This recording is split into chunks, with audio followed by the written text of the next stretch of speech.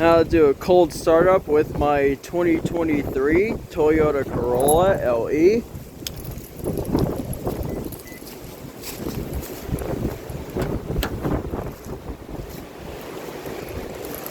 Oh, so cold out, guys.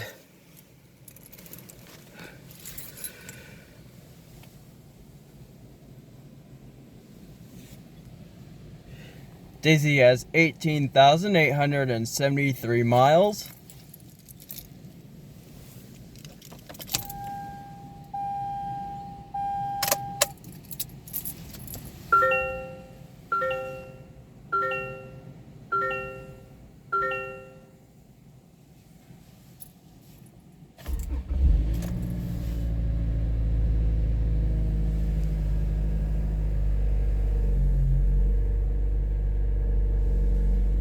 I think that was a cold start.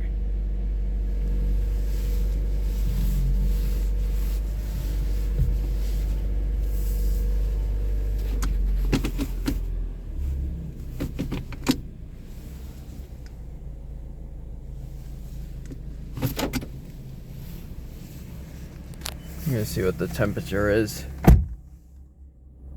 35 degrees. Man, it's cold.